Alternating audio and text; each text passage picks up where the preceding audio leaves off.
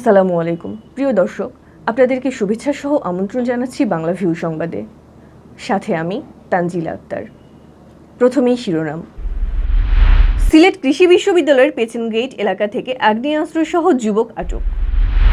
ওসমানী হাসপাতালে এক লিভার নিয়ে জন্ম নেওয়া জোড়া শিশুকে বঙ্গবন্ধু শেখ মুজিব হাসপাতালে ভর্তি। ওমানের সড়ক দুর্ঘটনায় 5 বাংলাদেশের মৃত্যু, 3 জন মৌলভীবাজারের। সারা দেশের মতো সিলেটেও শুরু হয়েছে এসএসসি ও সমমানের পরীক্ষা। সিলেট শাহী ঈদগাহে শেখ রাসেল মিনি স্টেডিয়ামে শুরু হচ্ছে আন্তর্জাতিক বাণিজ্য মেলা। মাঠ প্রস্তুতির কাজ শুরু। হবিগঞ্জে জমি নিয়ে বিরোধের জেরে যুবককে কুপিয়ে হত্যা। লেবাননে 1 বছরে 58 জন বাংলাদেশির মৃত্যু। সুচিকিৎসা নিশ্চিতে সরকারের সুদৃষ্টি চান প্রবাসীরা। ভারতের ত্রিপুরায় 8 ফেব্রুয়ারি শুরু হচ্ছে 2 দিনব্যাপী হর্নবিল বা ধনেশ পাখির উৎসব। এতক্ষণ শুনছিলেন শিরোনাম, এবার বিস্তারিত। সিলেট কৃষি বিশ্ববিদ্যালয়ের পেছন গেট সংলগ্ন বালুচর এলাকা থেকে আগ্নেয়াস্ত্র সহ এক যুবককে আটক করেছে পুলিশ। রোববার বেলা 2:30টার দিকে তাকে আটক করা হয়। আটক সাদিকুর রহমান নগরীর উত্তর পাঠানটুলার বাসিন্দা। শাহপুরান থানার ওসি আব্দুল কায়ুম চৌধুরী জানান, সাদিকুর রহমানের কাছ থেকে 1 রাউন্ড গুলিসহ একটি 1 শুটার গান উদ্ধার করা হয়েছে। তার বিরুদ্ধে অস্ত্র আইনের মামলা দায়েরের প্রস্তুতি চলছে। কী কারণে অস্ত্র নিয়ে সে কৃষি বিশ্ববিদ্যালয় এলাকায় এসেছিল তা জিজ্ঞাসাবাদ করে দেখা হবে বলে জানান OC. Sylhet MAG Osmani medical college হাসপাতালে এক লিভার নিয়ে জন্ম নেওয়া জোড়া শিশুকে উন্নত চিকিৎসার জন্য ঢাকায় পাঠানো হয়েছে। সোমবার সকালে শিশু দুটিকে বঙ্গবন্ধু শেখ মুজিব মেডিকেল কলেজ হাসপাতালে ভর্তি করা হয়েছে। শিশু দুটির শারীরিক অবস্থা স্থিতিশীল থাকলে সেখানে অস্ত্রোপচারের মাধ্যমে শিশু দুটিকে আলাদা করা হবে। এনআইসিইউ সুবিধা না থাকায় ওসমানী হাসপাতালে অস্ত্রোপচার সম্ভব হয়নি বলে জানিয়েছেন চিকিৎসকরা। রোববার রাতে সিলেট থেকে বাস যোগে নিয়ে যাওয়া হয় ঢাকায়। সোমবার সকালে ভর্তি করা হয় বঙ্গবন্ধু শেখ মুজিব মেডিকেল কলেজ হাসপাতালে। সেখানে শিশু দুটির পরিচর্যা ও চিকিৎসা চলছে। শিশু দুটির পরিবারের সদস্যরা জানিয়েছেন, বঙ্গবন্ধু মেডিকেলে কয়েকটি পরীক্ষা করানো হচ্ছে। পরীক্ষার ফলাফল পাওয়ার পর চিকিৎসকরা সিদ্ধান্ত নেবেন শিশু দুটিকে আলাদা করতে কোন দিন অস্ত্রোপচার করবেন। গত 25 জানুয়ারি Sylhet MAG Osmani medical college হাসপাতালে জোড়া লাগানো 2টি কন্যা শিশুর জন্ম দেন গোয়েনঘাট উপজেলার ফতেপুর গ্রামের হাফেজ মামুনুর রশিদের স্ত্রী ফাতেমা বেগম। শিশু দুটির সকল অঙ্গ প্রত্যঙ্গ আলাদা থাকলেও তাদের লিভার শুধু একটি। ওসমানী হাসপাতালের বিশেষজ্ঞ চিকিৎসকরা জানিয়েছেন, অপারেশনের মাধ্যমে লিভার কেটে শিশু দুটির শরীরে প্রতিস্থাপন করা হলে তারা আলাদাভাবে জীবনযাপন করতে পারবে। কিন্তু ওসমানীতে এনআইসিইউ সুবিধা না থাকায় এখানে অপারেশন করা সম্ভব হয়নি।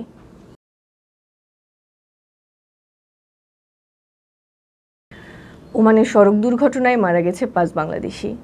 এর মধ্যে 3 জনের বাড়ি মৌলভীবাজার। রোববার স্থানীয় সময় বিকেল 4:30টার দিকে ওমানের আদম এলাকায় এই দুর্ঘটনা ঘটে। কর্মস্থল থেকে বাইসাইকেল যোগে বাসায় ফেরার পথে বেপরোয়া প্রাইভেট কারের ধাক্কায় তাদের মৃত্যু হয় বলে জানা গেছে। দুর্ঘটনার খবর পাওয়ার পর থেকে নিহতদের পরিবারের শোকের মাতম চলছে। মৌলভীবাজারের নিহতরা হলেন কুলাউড়া উপজেলার বিলেরপাড়া গ্রামের লিয়াকত আলী, সঞ্জরপুর গ্রামের সবুর আলী, কমলগঞ্জ উপজেলার চিতলিয়া বাজারের টিলা লাইন এলাকার আলম আহমদ। এর মধ্যে নিহত আলম দেশের স্ত্রী ও 2 সন্তানকে রেখে মাত্র 6 মাস আগে ওমানে পাড়ি জমান। প্রবাসের স্বজন হারানো যেন কোনোভাবেই মেনে নিতে পারছে না পরিবারের সদস্যরা। এছাড়া লিয়াকত আলী 4 বছর ও সবুর আলী 10 বছর আগে জীবন জীবিকার তাগিদে ওমানে যান। সারা দেশের মতো সিলেটেও শুরু হয়েছে এসএসসি ও সমমানের পরীক্ষা। সোমবার সকাল 10টা থেকে সিলেট শিক্ষা বোর্ডের অধীনে 146টি কেন্দ্রের মাধ্যমে শুরু হয় পরীক্ষা গ্রহণ। কোনো ধরনের অপ্রীতিকর ঘটনা ছাড়াই শেষ হয়েছে প্রথম দিনের পরীক্ষা। শান্তিপূর্ণভাবে পরীক্ষা গ্রহণ ও প্রশ্নপত্র ফাঁস ঠেকাতে শিক্ষা বোর্ড ও প্রশাসনের পক্ষ থেকে নেওয়া হয়েছে কঠোর ব্যবস্থা। এবছর সিলেট শিক্ষা বোর্ডের অধীনে পরীক্ষার্থী ছিল 1,16,367 জন। এর মধ্যে সিলেট জেলার পরীক্ষার্থী ছিলেন 43,726 জন। সিলেট বিভাগের 4 জেলায় 912টি শিক্ষা প্রতিষ্ঠানের শিক্ষার্থীরা 146টি কেন্দ্রে পরীক্ষায় অংশ নেন। সিলেট নগরীর বিভিন্ন পরীক্ষা কেন্দ্র ঘুরে দেখা গেছে, পরীক্ষা কেন্দ্রের আশেপাশে কাউকে ভিড় করতে দিচ্ছে না পুলিশ সদস্যরা। অভিভাবকদেরকেও সরিয়ে দেওয়া হচ্ছে নির্দিষ্ট এলাকার বাইরে। সিলেট নগরীর পূর্ব শাহিদগস্ত শেখ রাসেল মিনি স্টেডিয়ামে বসেছে আন্তর্জাতিক বাণিজ্য মেলা। Sylhet metropolitan chamber of commerce and ইন্ডাস্ট্রির উদ্যোগে 6ষ্ঠবারের মতো আয়োজন করা হয়েছে এই মেলার। সোমবার বিকালে মেলা মাঠের প্রস্তুতি শুরু হয়েছে। মিলাদ ও দোয়া মাহফিলের মাধ্যমে শুরু হয় মাঠ প্রস্তুতির কার্যক্রম। এসএসসি পরীক্ষা শেষে মেলার আনুষ্ঠানিক উদ্বোধন হবে বলে জানিয়েছেন আয়োজকরা। সোমবার বিকেলে মেলা মাঠের স্টলের ভিত্তিপ্রস্তর স্থাপন করা হয়। এর আগে অনুষ্ঠিত হয় মিলাদ ও দোয়া পরিচালনা করেন মাওলানা নোমান আহমদ। ভিত্তিপ্রস্তর স্থাপনকালে সিলেট মেট্রোপলিটন চেম্বার নেতৃবৃন্দের মধ্যে উপস্থিত ছিলেন সভাপতি আফজাল রশিদ চৌধুরী, সহসভাপতি মাওলানা খায়রুল হোসেন, সাবেক সহসভাপতি হুরাউরা ইফতার হোসেন, পরিচালক মাসুদ জামান, মুহিতুল বাড়ি, মাহবুবুর রহমান, সিদ্দিকুর রহমান, রাজীব ভৌমিক, অজয় ধর। এছাড়াও অতিথি হিসেবে উপস্থিত ছিলেন সিলেট জেলা আওয়ামী লীগের সাবেক সাংগঠনিক সম্পাদক অ্যাডভোকেট মোহাম্মদ মোশাহিদ আলী, মহানগর যুবলীগের সাধারণ সম্পাদক মুশফিক জাগিরদার। এছাড়াও উপস্থিত ছিলেন বিশিষ্ট ব্যবসায়ী আব্দুল গাফফার, জুমাদিন আহমদ, মইনুল ইসলাম, মেলার সমন্বয়কারী আমির হোসেন, মহানগর আওয়ামী লীগ নেতা নাজমুল ইসলাম ইয়াহিয়া, আব্দুল আহমদ, ৫ নং ওয়ার্ড আওয়ামী লীগের সিনিয়র যুগ্ম সম্পাদক আমিনুর রহমান পাপ্পু।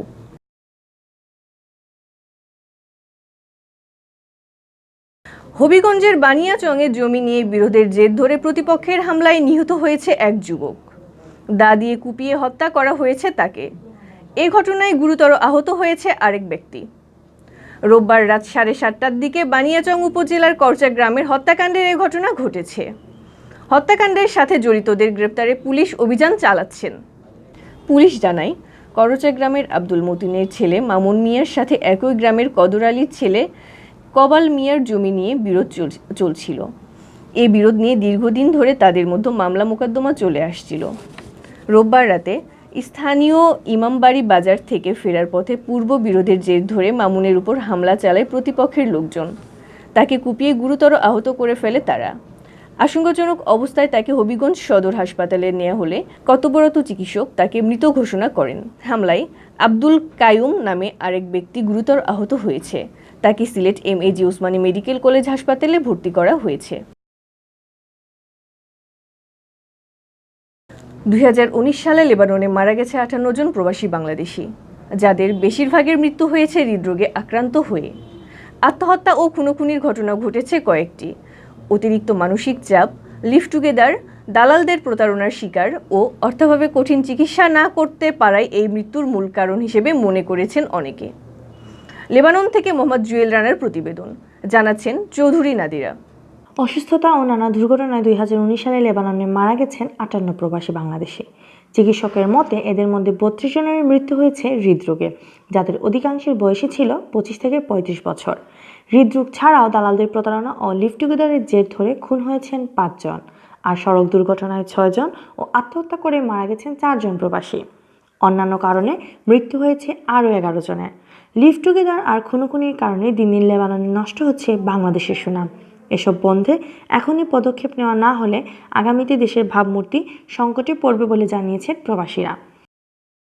যে প্রবাসে এসে অনেকেই কিছু খুনাখুনি মারামারির মাধ্যমে কিছু মৃত্যুবরণ করেছে, যেটা আমাদের কাম্য নয়, এবং বাংলাদেশের ভাবমূর্তি যারা নষ্ট করছে, আসলে সেই ব্যাপারগুলো আমরা কখনোই, এই বিষয়গুলো কখনো সাপোর্ট করি না।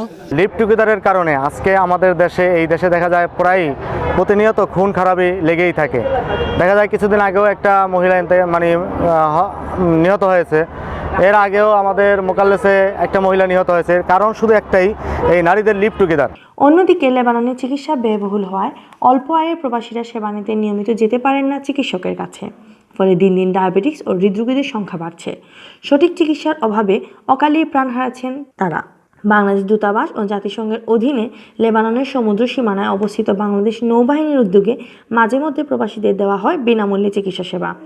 চিকিৎসা নিতে আসা অধিকাংশ প্রবাসী অনেকেই হৃদরোগে ভুগছেন বলে জানান চিকিৎসকরা। সঠিক চিকিৎসা না পেলে এসব রোগীদের প্রাণহানি ঘটতে পারে বলে জানান তারা। হাইপারটেনশনের পেশেন্ট অনেক, তারা আসলে ট্রিটমেন্ট সেভাবে পায় না, বা যারা ডায়াগনোসিস হয়, অনেকে পেশেন্ট ডায়াগনোসিস হয় না। 50% পেশেন্টই আমাদের ডায়াগনোসিস হয় না, আর 50% যারা ডায়াগনোসিস হয় তাদের ভিতরে 20% ওয়েল ট্রিটেড হয় এবং 30% তারা ডায়াবেটিস, হাইপারটেনশন মেনটেন হয় না, আনকন্ট্রোল ডায়াবেটিস এবং হাইপারটেনশনজনিত কমপ্লিকেশনে মৃত্যুবরণ করে থাকে। লেবাননে নিযুক্ত বাংলাদেশের রাষ্ট্রদূত আব্দুল মোতালেব সরকার জানান, প্রবাসী মৃত্যু সত্যি দুঃখজনক। রাস্তা পারাপারের সময় অনেকেই সতর্কতা অবলম্বন না করায় দুর্ঘটনার শিকার হন। নিরাপদে সড়কে চলাচল ও স্বাস্থ্য সচেতনতা বাড়াতে প্রবাসীদের নিয়ে কাজ করা হচ্ছে বলে জানান তিনি। লেবাননে আপনারা জানেন যে প্রায় 1,60,000 থেকে 70,000 বাংলাদেশি প্রবাসী কাজ করছেন। একটা বড় অংশ রাস্তায় গাড়ি অ্যাক্সিডেন্টে মারা গেছেন এবং কয়েকটি ক্ষেত্রে একসাথে 2 জনের মৃত্যু হয়েছে, যে গাড়ি দিয়ে যাচ্ছিলেন, গাড়ি অ্যাক্সিডেন্টে 2 জন মারা গেছেন। বেশিরভাগ মৃত্যু হয়েছে হাইওয়েতে। প্রবাসীদের স্বাস্থ্যসেবা নিশ্চিত ও বিদেশে বাংলাদেশের ভাবমূর্তি রক্ষায় সরকার দ্রুত সময়োপযোগী পদক্ষেপ নেবে, এমন প্রত্যাশা লেবানন প্রবাসীদের।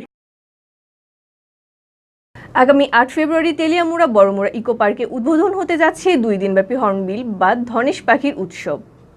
ত্রিপুরার মুখ্যমন্ত্রী বিপ্লব দেব উদ্বোধন করবেন এই উৎসবের। একই সাথে তিনি উদ্বোধন করবেন কৃত্রিম উপায়ে তৈরি হর্নবিল গাছ। প্রথম দিন উৎসবের মূল অনুষ্ঠান হবে চিত্রাঙ্গদা কলা কেন্দ্রে, আর পরের দিন উৎসব হবে বড়মুড়া ইকো পার্কে। উৎসব সফল করতে ইকো পার্কে চলছে ব্যাপক প্রস্তুতি। হর্নবিল উৎসবটি প্রথমে শুরু হয়েছিল ভারতের নাগাল্যান্ডে, এরপর ধীরে ধীরে ভারতের উত্তর ও উত্তর পূর্বাঞ্চলের রাজ্যগুলোতে শুরু হয় এই উৎসব।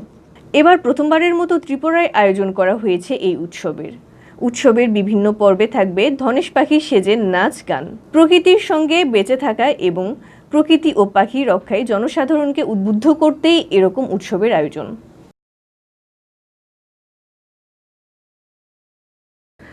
এতক্ষণ শুনছিলেন বাংলা ভিউ সংবাদ। রাতে প্রচারিত হবে সিলেটের আঞ্চলিক ভাষায় সংবাদ। দেখার আমন্ত্রণ রইল। সাথে থাকার জন্য ধন্যবাদ।